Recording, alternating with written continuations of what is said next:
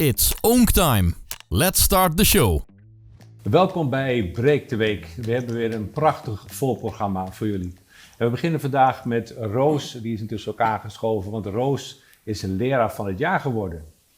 10 jaar brownies en downies. De eigenaresse en een van de medewerkers van het eerste uur zijn aanwezig. En vervolgens gaan we het hebben over het Sinterklaasjournaal. Want de Goed Heilig Man is binnenkort weer in de stad. En uiteraard besteden ook wij daar aandacht aan. Yvonne Hanskes, Petra de Haas, die hebben samen, althans, Yvonne heeft een boek geschreven, maar dat gaat over het kasteel Aarwinkel, waar Petra de Haas kasteelvrouw is. En we gaan op stap met Brenda, Johan. Ja, we waren Brenda bijna vergeten, maar die zit er nog tussen. En Brenda gaat ons net als elke week weer vertellen wat er te doen en te beleven is in Roermond en in de omgeving. Maar we gaan eerst aan de slag met Roos. Roos Hornik, heel fijn dat je hier bent aangeschoven. Om te beginnen, gefeliciteerd. Dankjewel. Want jij hebt een prijs binnengehaald binnen jouw beroep. Je bent leraar in het speciaal onderwijs. Wat voor een prijs is dat? Klopt, ja. Ik ben leraar van het jaar en dan de categorie speciaal onderwijs geworden van 2024. Mm-hmm. Dus die prijs heb ik binnengehaald, ja. Ja, en hoe doe je dat dan? Nou, dat is eigenlijk heel grappig, want op het begin doe je dat helemaal niet zelf. Mensen die nomineren jou en daar heb je zelf geen weet van. Dus vervolgens word je gebeld en dan zeggen ze van, ja, je zit in de top 10. En dan denk je, waarvan? Nou, en dan ga je aan de slag en dan komt er een heel selectieprocedure. En dan moet je filmpjes inleveren, je moet motivatiebrieven inleveren. En je moet je nog verantwoorden voor een jury, las ik. Ook, ja, dat is de laatste ronde. Dat is pittig, ja. Ja. Wat gebeurde daar? Nou, ik kwam binnen en er zaten denk ik een stuk of 6, 7 man en allemaal echte kenners binnen het onderwijs. En dan zit je daar al redelijk gespannen en die gaan eigenlijk gewoon heel veel vragen op je afvuren. En daaruit maken zij een conclusie op van, Roos wordt leraar van het jaar. Ja, wat voor vragen waren dat dan? Want je moest iets vertellen over je aanpak, over je visie, over je ervaringen, denk ik. Ja, over waarom het speciaal onderwijs, waarom is dat zo leuk, wat zou jij willen bereiken als ambassadeur? Want nu met deze titel word je automatisch een jaar lang ambassadeur van het speciaal onderwijs. In heel Nederland. In heel Nederland, ja. Wat wil je dan bereiken? Hoe kijk je aan tegen inclusie? Dat is natuurlijk een heel groot onderwerp tegenwoordig. Hoe bouw jij de band op met de leerlingen? Eigenlijk van alles. Dan kun je een tipje van de sluier oplichten. Wat heb je die mensen verteld zodat ze overtuigd raakten? Ik heb gezegd, wat betreft de band met mijn leerlingen, dat vind ik het leukste aan mijn hele werk natuurlijk. Die leerlingen zijn super eerlijk, echt recht door zee, gooi je alles naar je hoofd. Ja, ik hou daar heel erg van. En ik heb van mij thuis geleerd van je mag ondeugend zijn, maar je mag nooit liegen. En dat geldt best wel goed, gaat goed op met onze leerlingen. Werkt goed, ja. Dat werkt goed, dus die band die zit er goed in. Dat heb ik ze verteld. En ik werk net ietsje anders misschien dan op reguliere scholen, waar ze veel vanuit boeken werken, heel theoretisch. Ik geef een praktisch vak, maar daar probeer ik ook eigenlijk net iets anders te doen. Iets anders dan normaal. Dus die boeken af en toe weg en lekker de echte wereld in. Gaat op de Roos manier doen. En wat voor vak geef je dan? Ik geef het vak dienstverlening en producten. En wat betekent dat? Dat is een heel breed vak. Dat vertelt eigenlijk over alle mogelijke richtingen binnen de arbeidsmarkt. Dus er zijn 4 grote onderdelen. Multimediale producten maken, organiseren van een activiteit, reclame maken en producten, hoe noem je dat, verkopen. En we hebben nog een stukje techniek en dat allemaal kun je zo breed maken als je wil. En dat ontwikkel ik zelf, dus ik hou me niet per se heel erg vast aan de methode, maar ik ontwikkel die lessen zelf en veel in samenwerking met hier, omgeving, ondernemers vanuit Roermond. En zo ontwikkel ik hopelijk echte en zinvolle lessen. En vaak slaat dat wel aan bij de leerlingen. Ja, wat mij aansprak in de interviews met jou is dat je zei van, behalve die praktijkgerichte aanpak, dat je zei, we moeten eruit. We moeten dingen doen. We moeten laten voelen, ervaren. Kun je daar een voorbeeld van geven? Ja, daar kan ik zeker wel een voorbeeld van geven. Wij hebben voor de zomer met de leerlingen een vintage modeshow georganiseerd. Dat hebben we in samenwerking gedaan met het Goed uit Roermond. Waarbij wij meubels en kleding van hen kregen en die hebben we gepimpt en vervolgens tentoongesteld op het Weerstandterrein. En die kleding die wordt nu weer verkocht en de meubels worden weer verkocht. En de ouders waren vooral heel enthousiast, want de kinderen hadden natuurlijk toffe dingen gemaakt. En dat deden we expres op het Weerstandterrein, omdat we daar vanaf januari een lokaal. Ja, we hebben nu al een lokaal, die gaan we inrichten. En vanaf januari gaan we daar de lessen verzorgen van dienstverlening en product. Dus dan gaan we echt tussen de Van ondernemers. de ortolaan is Ja, dat. van de ortholijn, ja. Hoe oud zijn jouw leerlingen? Mijn leerlingen die ik lesgeef, die zijn rond de, wat zal het zijn, vanaf 13 tot en met 17. En als ze Derde. je voor uitzwaaien, waar gaan ze dan naartoe? Hoe stromen ze uit? Dan gaan ze verder studeren, gaan ze de arbeidsmarkt op? Mijn leerlingen gaan met name verder studeren. We hebben verschillende richtingen binnen onze school, maar de leerlingen die ik het vak DNP geef, die gaan over het algemeen verder studeren. Ja, en dat verschilt van eentje wil nu richting, die wil het leger in, de andere wil de houtbewerking in. Dus alle mogelijke richting. Maar Dus het sluit wel aan op het reguliere onderwijs zoals het... Jij kleurt een beetje buiten de lijntjes, Ja. maar het sluit dus wel aan in de gewone harde wereld. Zeker, ja. Ja. Ja, ze doen vooral ervaring op in wat kan ik eigenlijk, wat kan ik verwachten na dit hele schoolse traject. Ik weet nog wel dat ik vroeger zelf heel vaak de vraag stelde van, waar heb ik dit voor nodig? Waar moet ik dus de stelling van Pythagoras voor kennen? Wat kan ik daar nou mee? Ja. En ik probeer eigenlijk in mijn lessen zoveel mogelijk duidelijk te maken van... oké, we maken een begroting omdat jij een activiteit moet kunnen organiseren. En je moet aan jouw baas kunnen vertellen. Je laat zien eigenlijk wat je ermee kunt Ja. en wat het voordeel voor jou is. Ja, dat probeer ik er in ieder geval mee te bereiken. Ja. Weet jij hoe jouw andere, terug naar de prijs even... Wie waren die andere medestanders die ook in de race waren voor die nominatie? Dat waren 2 mannen toevallig uit Amsterdam. Niet van dezelfde school, maar wel van dezelfde stichting. En er waren ook vrienden van elkaar. Dus dat was wel... En wat is dan typisch voor hun aanpak dan? Ja. Want ze hebben uiteindelijk voor jou gekozen, dus we willen wel weten, hoe... Nou, zij waren wat theoretischer. Dat kwam toevallig ook uit het juryrapport. Dat de reden waarom ik deels was gekozen was vanwege mijn minder gepolijste taalgebruik. Dus zij waren heel theoretisch, heel kundig. De een gaf geloof ik het vak geschiedenis en de ander een ander vak. En zij waren echt aan het strijden voor leerlinguitval. Dus ja, binnen het speciaal onderwijs, maar ook binnen de reguliere scholen... vallen gewoon best wel veel leerlingen uit, stoppen vroegtijdig met school, thuiszitters. En daar streden zij wel echt een beetje... Ja, dat was wel echt een topic. Ja, en wat is dan, als het gaat om die topic, voor jou dan die topic? Is dat lesplezier of is dat, ik wil het niet invullen? Nee, ja, het lesgeven, dat bestaat een bepaald beeld over. En dat is over het algemeen soms best wel saai. En ik denk dat lessen gewoon heel tof en zinvol zijn als je het af en toe even wat anders doet. Als je die boeken af en toe even wegknalt. En je moet ook af en toe op je plaat durven gaan. Want het gaat niet altijd goed. En soms heb je dingen waarvan je denkt, dit doe ik een andere keer anders. Maar een beetje, grof gezegd, ballen hebben en ontdekken. Juf met ballen. Je koos ooit voor het speciaal onderwijs. Dat vroeg die jury jou ook al. Ja. Heeft dat ermee te maken? Want je had natuurlijk ook gewoon naar een basisschool kunnen gaan. Misschien, ik weet niet wat je gedaan hebt, PABO of leraaropleiding. Ja. Waarom was dat ook wat je zo aansprak daaraan? Wat ik leuk vind aan het speciaal onderwijs is dat de leerlingen dus die zijn zo puur. En je hebt kleine klassen, dus je hebt heel veel 1-op-1 gesprekken. Je weet alles over hun persoonlijke leven. De vriendjes, de vriendinnetjes, de break-ups.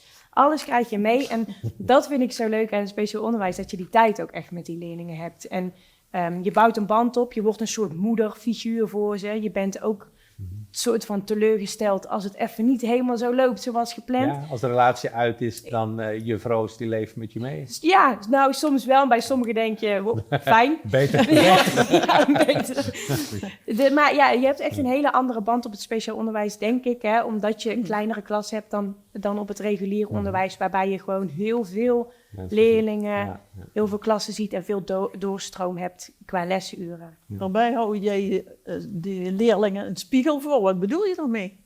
Ja, nou ja, dat is het heerlijke, subtiele, de subtiliteit van deze leerling. Ja, daar hou ik van. Als ik iets doe, en dat zeggen ze meteen, ik ben nu op dit moment bijvoorbeeld zwanger, en dan zegt een leerling letterlijk tegen mij, sorry hoor, maar je hebt echt wat meer audacity sinds je zwanger bent. En dan denk ik, maar ze heeft nog gelijk ook, en ik kan het dan ook, ik vind dat, ik hou er wel van. Gewoon heel recht voor ze rapen, en dit is wat het is. Wat zeiden die leerlingen toen, of studenten, hoe moet je dat noemen, toen je die prijs kreeg? Die waren heel blij. Die waren mee met mij naar... wat leuk. ja, die waren mee op pad in ieder geval. Dus er kwam een hele grote bus vanuit de organisatie. Dat was wel heel gaaf. En die leerlingen mee. Spandoeken, toeters, Spandoeken, bellen. allemaal leuk. Mijn ouders op in een busje geladen. En Ja. die waren super trots. En ook dan heb ik mijn krul verkeerd om. En dan roepen ze vanuit... Mijn leerling roepen dan... Jef, je krul zit verkeerd om. En dan denk ik... Daar zijn ze weer. Ja, en dan draai je hem weer even terug. Ja, dus... die leerlingen staan gewoon best wel dichtbij. En ik heb ze ook 2 jaar achter elkaar en dan meer dan 11 uur in de week. Dus ik zie ze heel veel Het is vrij uren. intensief, dus je leert ze goed kennen. Ja, het zijn echt wel het is mijn klasje, zeg maar. Zo voelt dat. En dan moet je ze dan wel loslaten. Want dan gaan ze de wijde wereld Dan in. moet je ze loslaten. En dan? Ja, soms is dat fantastisch. Weet je, nou, dat gaat helemaal goed komen. Soms hoop je dat het helemaal goed gaat komen, maar vaak hebben we nog wel contact. En ze komen heel regelmatig nog terug naar school. Oude leerlingen van vorig jaar gingen ook nog mee op pad naar leraar van dit jaar. Dus ja, je houdt ook na het schooltraject nog best wel wat contact met de leerlingen. Heb je een succesverhaal? Het zijn allemaal successen natuurlijk, iedereen die zo goed uitstroomt. Nou, toevallig was er een leerling en voor het leraar van het jaar moesten ze een filmpje opnemen van waarom is Roos nou je leraar van het jaar. En die zei tegen mij, toen had hij toevallig net ruzie gehad met andere jongens. En die zei tegen mij, juf Roos is leraar van het jaar, want ze is gewoon net als een vriend. En als ik ruzie heeft ze altijd mijn bek. En toen dacht ik, wat schattig. Dus dat is eigenlijk best wel een stoere knul. En die praat dan zo over. En toen dacht ik, dat is toch mooi dat ze je zo zien.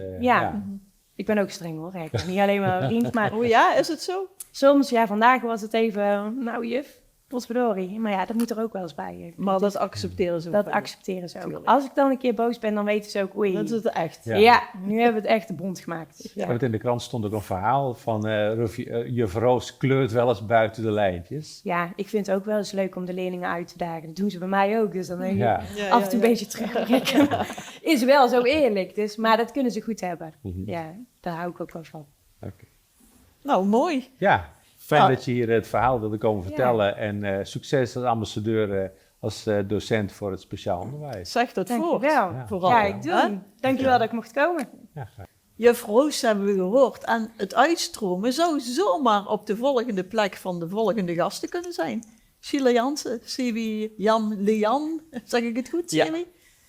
Brownies en Downies, 10 jaar dit jaar. Sheila, waar is de tijd gebleven? Nou, zeg het maar. Ja. Ja, want wat is er allemaal... Ja, dat is natuurlijk een onmogelijke vraag. Wat Ja. is er allemaal gebeurd in die 10 jaar? Ja, ontzettend veel. Ontzettend veel is er gebeurd. Ik kan het echt niet opnoemen. Maar ja, er is heel veel gebeurd. Nou, Kun je een paar hoogtepunten benoemen? Ik vind dit een hoogtepunt. Ja. Ja, dat ik hier met Sebi mag zitten, vind ik echt een hoogtepunt. En kun je dat toelichten?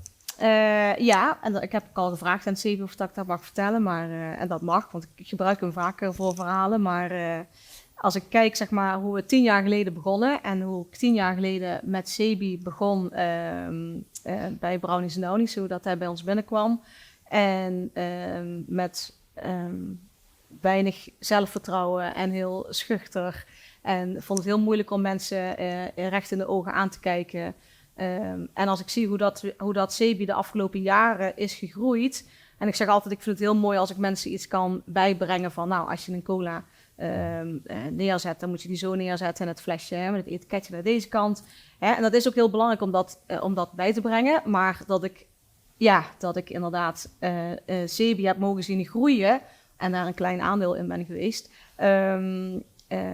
Tot de persoon, hoe dat hij nu op de vloer staat en op het terras staat. Ja, dat is gewoon... Want Sebi, ik kom heel vaak bij jullie. 10 jaar al. Ja. En inderdaad, ik kan dat helemaal onderschrijven, dat verhaal Ja. van Sheila. Maar hoe is het voor jouzelf eigenlijk? Hoe kijk je terug op die periode? Ja, wat vind je nu van jezelf en wat vind je toen van jezelf? Of is dat een moeilijke vraag? Kun je je vinden in wat ik net zei? Van, Ja, nee, absoluut. Ik zie zelf ook wel een heel erge vooruitgang als ik kijk tot toen ik daar begon. Dat ik interactie met mensen heel moeilijk vond. En En wat Sheila ook zegt, het contact blijven houden, het ook contact blijven houden, dat heel moeilijk was. En ja, dat ik nu, dat allemaal nu een heel stuk makkelijker gaat. En ja, dat ik er eigenlijk wel een beetje plezier in heb gekregen om met mensen om te gaan. Ja, daar ben ik toch wel blij dat ik dat bij Brownies & Donnies heb kunnen leren. Want wat ik ook zie, is eigenlijk dat jij ook een beetje de zaak runt. Je doet alles, van kassa tot... en daarbij zegt hij ook nog heel bescheiden mensen aankijken, maar hij spreekt ook nog vloeiend alle talen. Oh. Vooral Engels. Engels wel heel goed. Ja. Ja. Engels gaat me goed af en ik merk dat ik over de tijd toch wel steeds beter aan het worden ben in mijn Duitse taal. Ja. Dus Ja. ja, Dan wordt het tijd om Chinees te leren. Ja. Ja, wie weet, ooit nog, wie weet. Ja. Maar daarbij zie ik jou ook nog jouw collega's aansturen. Ja, daar... ja...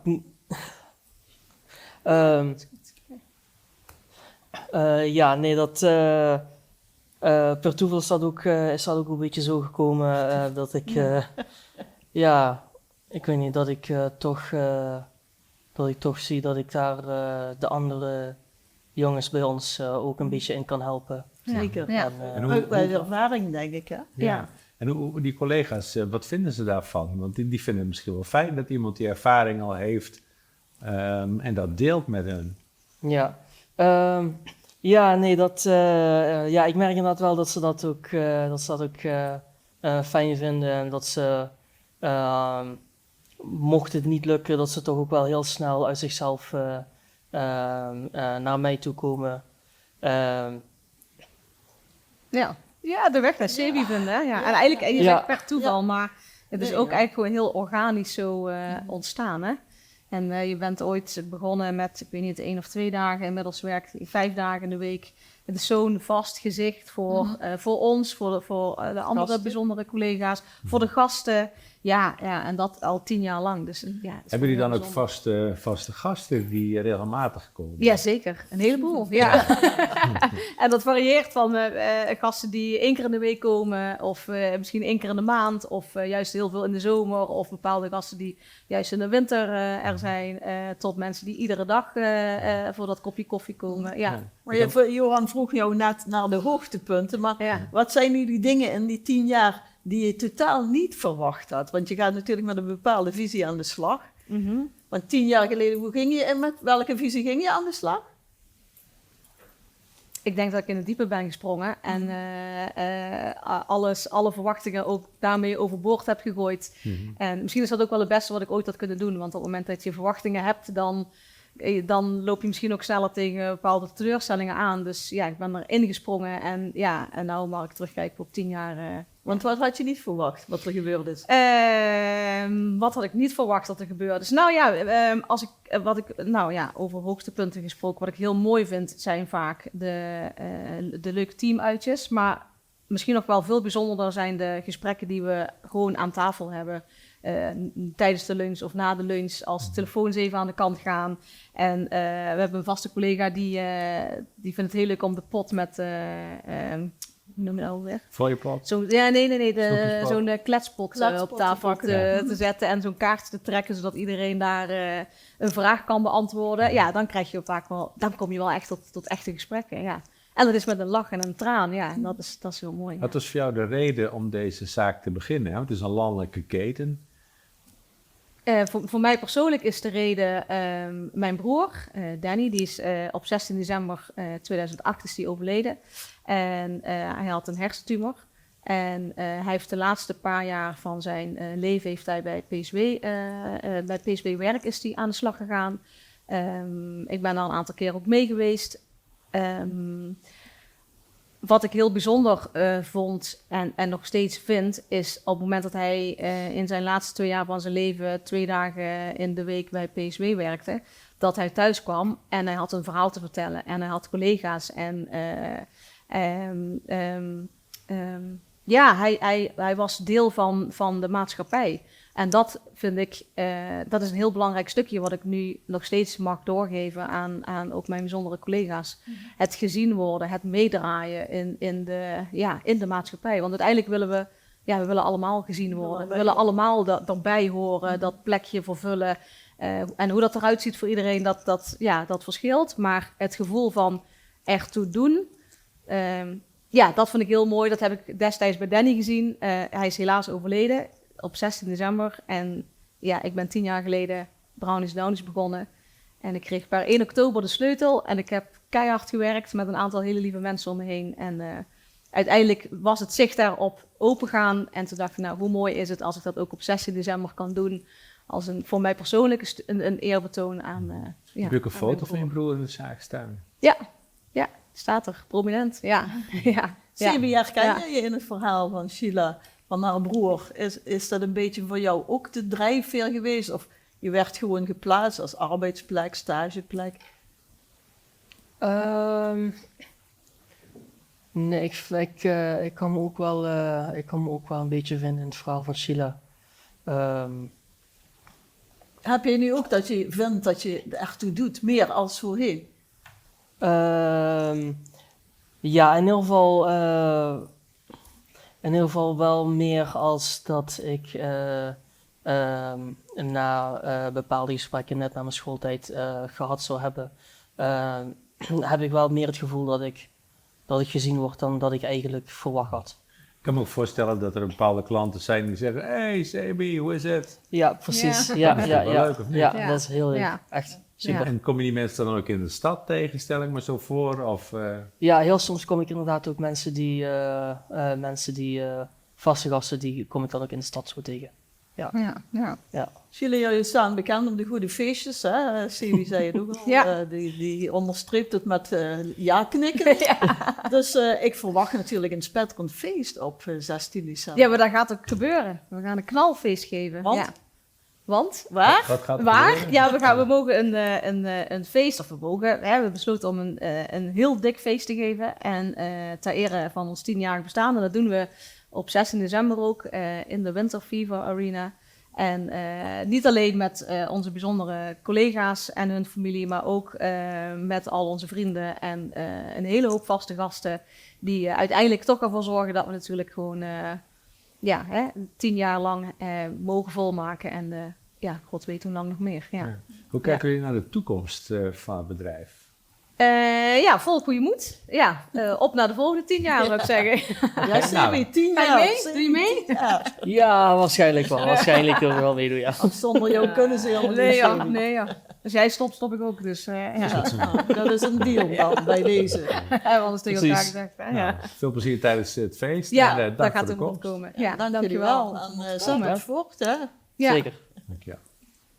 Binnenkort is het weer zover en trekt de Goedheiligman door het land. En bij Stadsomroep Roermond hebben we dan weer het Sinterklaasjournaal, zoals al heel lang. En daarvoor is aangeschoven iemand die ik net naast mijn zijde zag zitten, Oh ja. maar intussen verdwenen In is. een andere stoel. En die zit nu op een andere stoel, Agnes Stijnen. Heel hartelijk welkom, Agnes. Want jij bent de presentator van dat veel bekeken programma. Nou ja, je zou kunnen zeggen dat ik een beetje de diewertje van Roermond ben geworden. Ja. Wanneer gaat dat journaal weer te zien zijn? Nou, er zijn 10 uitzendingen en de laatste uitzending is natuurlijk op de dag voordat het pakjesavond is. Dus trel even terug en je bent bij de juiste datum. Ja, je presenteert het altijd vol verven. Je gaat onderweg met mensen. Er gebeuren allerlei avonturen die maken mensen mee. Ja. Kun je vertellen hoe dat vorig jaar ging voor de kijkers die dat gemist Ja. hebben? Nou, ik denk dat het niemand gemist heeft, maar goed, het was vorig jaar met Sinterklaas. Jullie weten natuurlijk allemaal, Sinterklaas is toch wel een beetje op leeftijd. En de baard is zwaar, de mantel is groot en Sinterklaas wordt er een beetje moe van. Dus we moeten een beetje beperken. Vorig jaar zijn we door de stad gegaan. Eerder gingen we wel eens naar het stadhuis om daar de burgemeester te bezoeken en te kijken of alle wethouders zich goed gedragen hadden enzovoort. Maar dat zal dit jaar iets anders zijn, want we gaan het allemaal op kleine schaal, gaat het zich afspelen.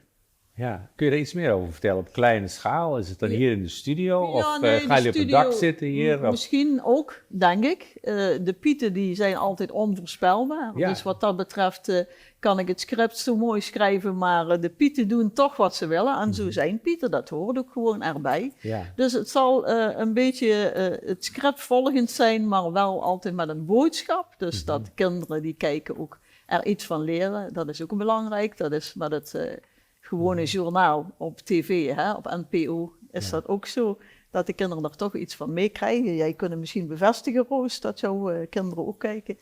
En ja, verder zal er een heleboel dingen gebeuren. En er is natuurlijk weer één missie, net zoals ieder jaar is er iets wat er uiteindelijk moet komen en moet zijn. ja. En dat zal dit jaar niet anders zijn. Ja, ik kreeg het al warm van, maar ik hoor je nog niet echt vertellen wat er aan de hand is. Ja, ik wil het niet geheim. Ja, ja. Het geheim wil ik niet verklappen. Ja, al die kinderen die nu kijken en die denken, ja, daar komen de pakjes, daar komt het. En, Nee, we gaan het niet over vertel het nou eens pakjes. even, Agnes. Nee, we gaan het hebben over iets dat de pieten vooral moeten gaan zoeken. Oké, En dan is het, hoe gaan ze het doen? oké. Gaan ze allebei, of alle drie apart, we hebben 3 pieten, Ja. gaan ze alle 3 apart? Of gaan ze samenwerken? Of wordt het Ja.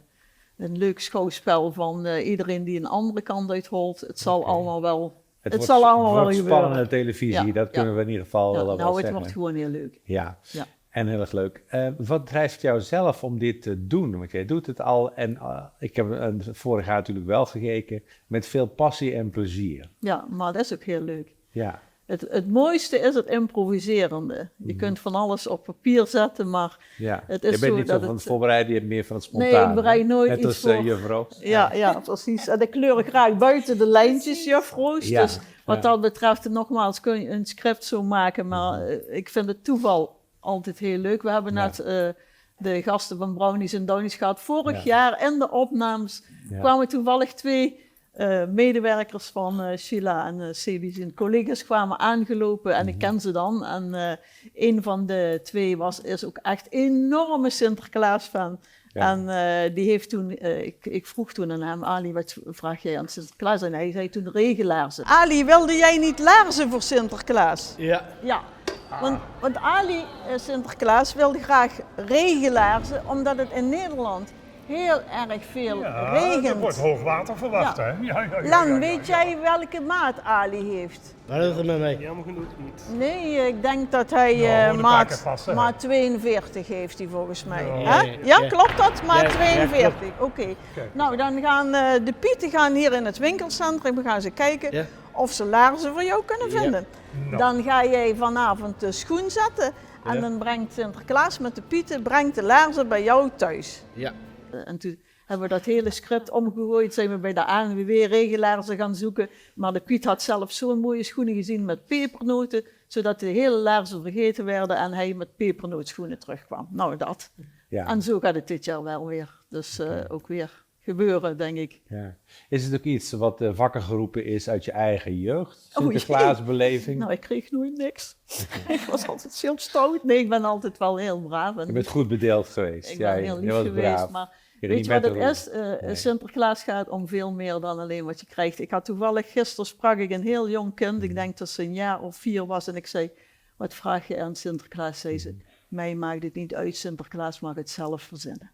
Nou, dat vind ik echt het summum van wat moet Sinterklaas zijn. Ja. Gewoon de gezelligheid, de sfeer en het mooie is als je dan een pakje krijgt, dat je daar het plezier aan beleeft om dat uit te pakken. Maar het gaat niet zozeer om wat erin zit.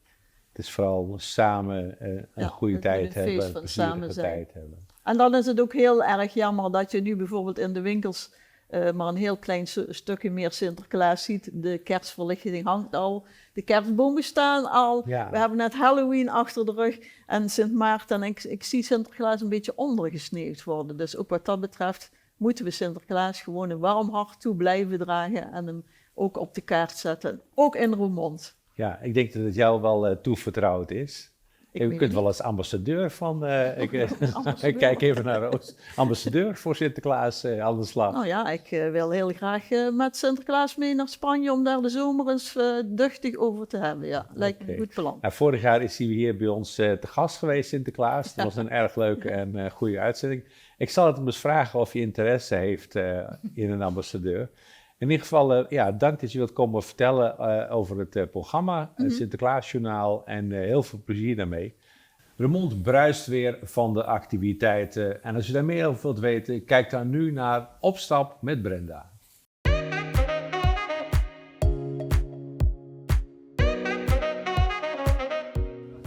Beste kijkers, daar ben ik weer met een nieuwe aflevering van Op Stap met Brenda. Ik heb er weer hartstikke veel zin in en ik hoop jij ook. Vandaag krijg je van mij natuurlijk weer de beste tips voor de leukste uitjes en interessante activiteiten in onze regio. En dit keer vliegen wij weer alle kanten op, van winterkoorts op het Münsterplein tot warme Americana-klanken. En na een zoektocht voor kinderen naar een waterpas, kom je weer thuis bij het Limburg hoe het ooit was. Dus pak alvast iets te schrijven erbij en kom gezellig met mij mee op stap. Na het grandioze succes van het eerste jaar vormt het historische Münsterplein straks opnieuw het toneel voor de tweede editie van de Winterfever Arena. Een betoverend paviljoen verrijst boven de monumentale kiosk in een sfeervolle winterse ambiance. En in dat transparante paviljoen wordt een gevarieerd scala en entertainment, activiteiten en evenementen geboden. Je vindt de complete meerdaagse agenda op de website winterfeverarena.nl. Maar één datum licht ik toch alvast voor je uit. Noteer, zaterdag 7 december, want dan staan Big Band Boesten en Friends op het programma. En als ik je vertel wie die Friends zijn, wil je het al helemaal niet meer missen. Je kunt rekenen op bijdragers van Jontana en Treksek, maar ook Neddoetbed en Marjolein Heltjes zijn van de partij. Kaartjes koop je ook via de website voor €15 per stuk of ga gezellig met een hele groep, want voor een groepsticket van 5 betaal je slechts €12,50 per persoon. Afgelopen september en oktober waren Suzanne Segers en René van Wegberg te zien in de Limburgse theaters met hun ode aan onze provincie, het nieuwe theaterconcert Toes. En er is goed nieuws, want wegens groot succes komen ze in januari 2025 terug met die show. Tijdens deze voorstelling bespreken ze wie Schoon ons Limburg is, wat er gebeurt als je uitvliegt met een zachte G en hoe het voelt om weer terug te komen, ook als niet alles meer is zoals het ooit was. Natuurlijk ontbreken ook de vastelovend en Vlaai niet. En het zouden René en Suzanne niet zijn als deze onderwerpen niet werden besproken met een hoop humor, zelfspot en muziek. Onder meer liedjes die elke Limburger kan meezingen. Toes speelt de extra voorstellingen op dinsdag 14 januari in Heerlen, zondag 19 januari in Weert en maandag 20 januari in Roermond. Kaarten vanaf €32,50 voor de voorstelling in Roermond vind je in de agenda van de website van Theaterhotel de Oranjerie, theaterroermond.nl. Op zaterdag 14 december komt Mick Stender naar de Easy Cultuurfabriek in Roermond. Zijn theatershow heeft als titel Mick Stenders Top 2000 Goes Americana. In deze show vertelt Mick dan ook over het ontstaan van het muziekgenre Americana, over zijn tijd bij Radio 2 in de show van Giel Belen en de opdracht die hij daar had, het bewerken van songs uit de top 2000 naar zijn eigen stijl. Dat deed Mick 1,5 jaar lang, iedere week. Daar is dus een heel scala van songs uit voorgekomen, waarvan je een selectie op die dag te horen krijgt. Mick is nog jong, maar is geïnspireerd door de grote helden uit het verleden zoals Elvis Presley en Johnny Cash. In 2021 kwam zijn debuut Let's Rock'n'Roll Again uit de muzikale jaren 50 in een nieuw jasje. En ook daarvan zal hij vast wel wat laten horen in Roermond. Kaarten zijn voor €17,50 te verkrijgen via de website van de ACY, acycultuurfabriek.nl. Tot 5 januari kun je in het Kuipershuis nog steeds de tentoonstelling Waterspiegelingen bekijken. Deze expositie brengt het werk van Kuipers en het onderzoeksproject Waterschool samen om een verhaal te vertellen over de vormgeving van onze leefomgeving. Het doel van de tentoonstelling is om bewustwording te creëren voor de waarde van water en om te laten zien wat we kunnen doen om onze watervoetafdruk te minimaliseren. Maar voor de jeugd is er nog meer te doen, want Pierre Kuipers heeft tijdens het ophangen van een kunstwerk namelijk zijn waterpas verloren. En jij kunt hem helpen die terug te vinden. Vraag bij de kassa naar deze ontdektocht voor iedereen die graag speurt en raadsels oplost. De tocht is bij entree van het museum verder gratis en duurt ongeveer een uur. Leeftijd vanaf 7 jaar, want je moet wel kunnen lezen of hulp krijgen bij het lezen. Kijk op de website van het Kuipershuis voor openingstijden en om je bezoek te plannen. Kuipershuisroermond.nl. En dan neem ik je deze week nog 1 keer mee naar de Oranjerie. Maar dat doe ik niet zomaar, want met het laatste deel van een drieluik, We Could Be Heroes, sluit zanger en entertainer Sven Radske zijn eerbetoon aan David Bowie af. In deze dynamische show brengt Radske zijn favoriete nummers in eigen bewerkingen ten gehore en neemt hij het publiek mee in zijn herinneringen aan een van de grootste rocksterren aller tijden. Soms hilarisch, soms ingetogen en dan weer emotioneel. De nummers die Radske selecteerde en bewerkte zijn stuk voor stuk kleine portretjes die een inkijkje geven in het muzikale gedachtegoed van de superster. Sven Radske wordt in deze show begeleid door een internationale rockband. Let trouwens ook op de prachtige kostuums van het Italiaanse modehuis Max Mara. Die spelen ook een sleutelrol in deze voorstelling op 28 november. Kaarten zijn voor €29,50 verkrijgbaar via de agenda op theaterroermond.nl. Helaas, het zit er weer op. Dit was het weer voor deze week. Bedankt dat je met mij mee op stap ging en blijf genieten. Want genieten is stilstaan bij de momenten die het leven kleur geven.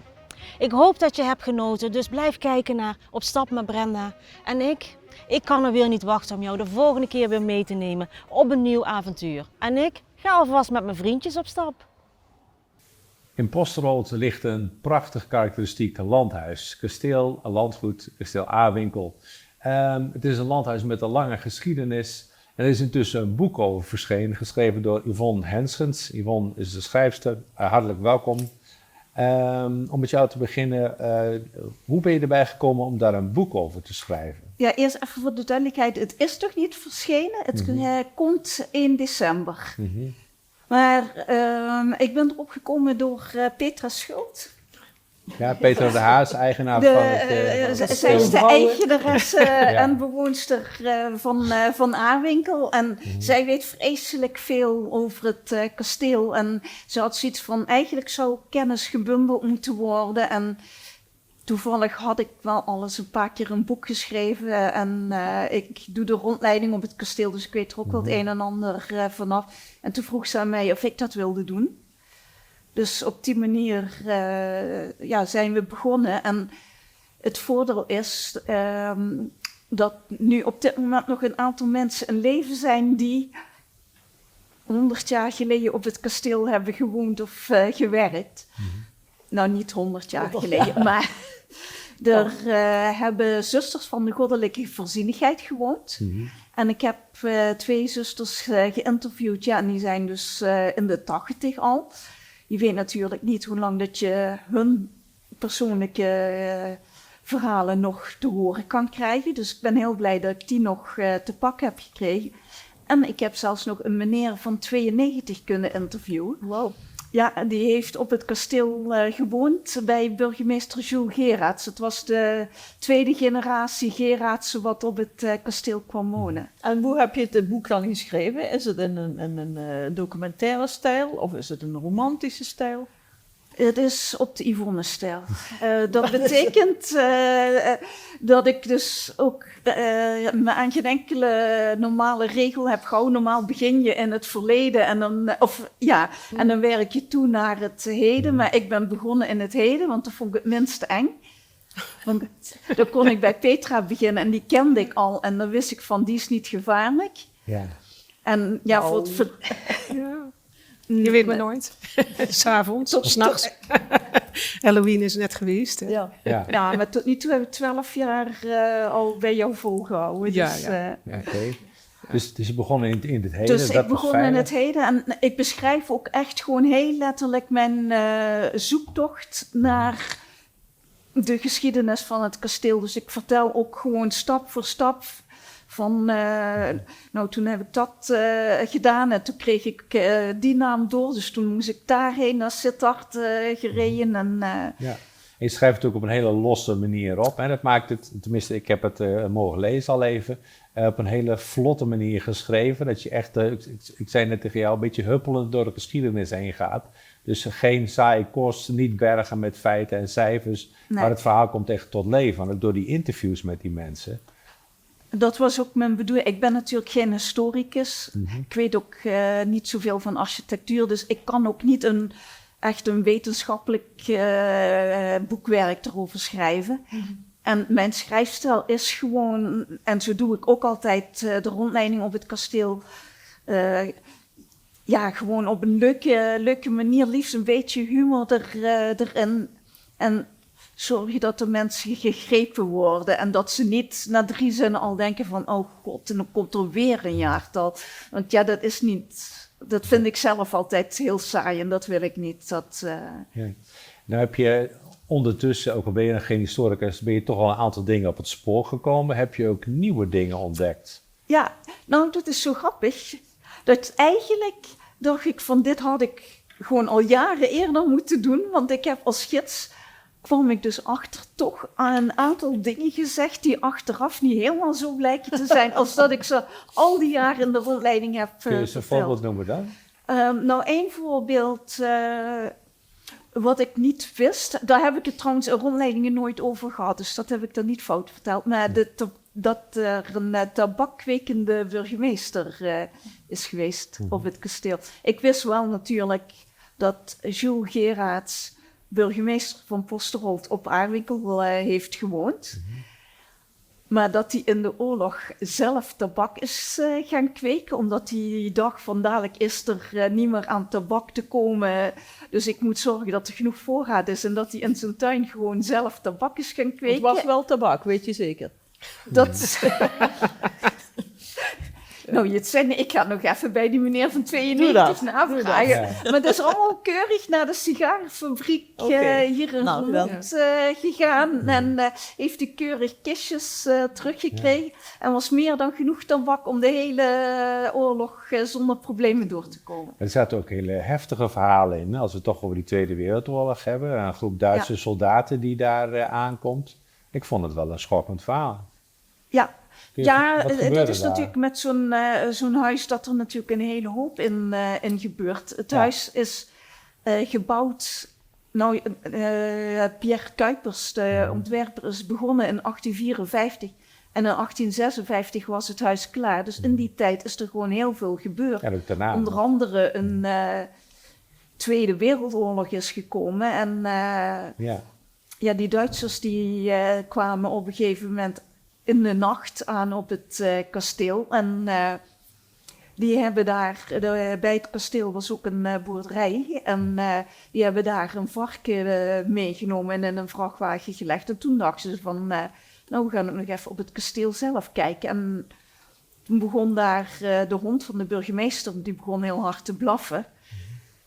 En ja, die hebben ze gewoon zo neergeschoten. En de burgemeester was echt ook een erkend hondenfokker. Hij was heel beroemd vanwege zijn honden. En ja, die vond dat dus afschuwelijk. Dus die een beetje boos tegen die Duitsers van...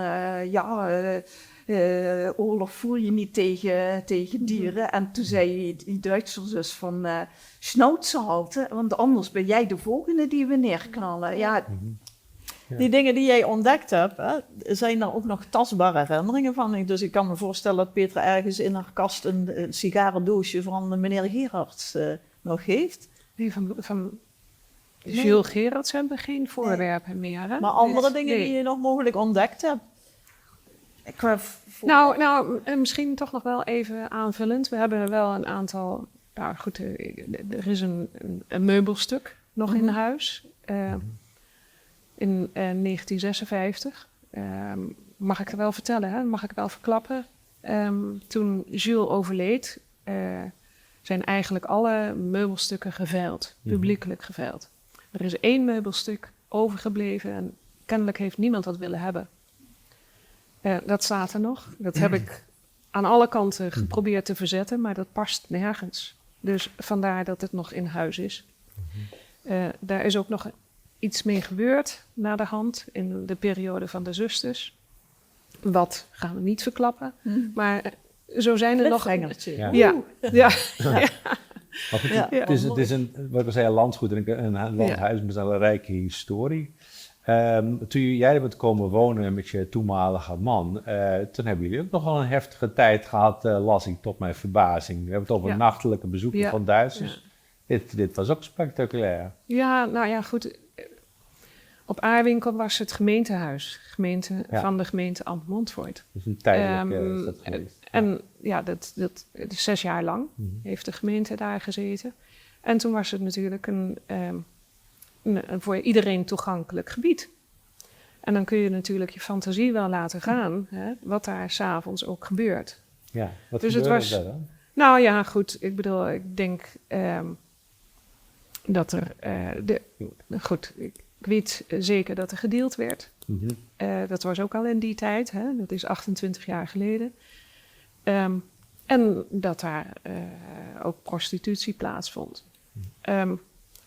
Nou goed, iedereen kwam daar dus. En ja, het is niet altijd even prettig geweest ook. We hebben de eerste 2 jaar behoorlijk wat mensen ook terecht moeten wijzen. En ja, er zijn ook wel spannende situaties geweest. Ja, En dat maar staat we hebben allemaal in het boek. Ja. Maar dat hebben we nog gelukkig kunnen oplossen. Ja. Maar het was eigenlijk niet altijd even veilig. Nee. Nu is dat denk ik wel veranderd. Over die relicten uit het verleden waar Agnes het over had.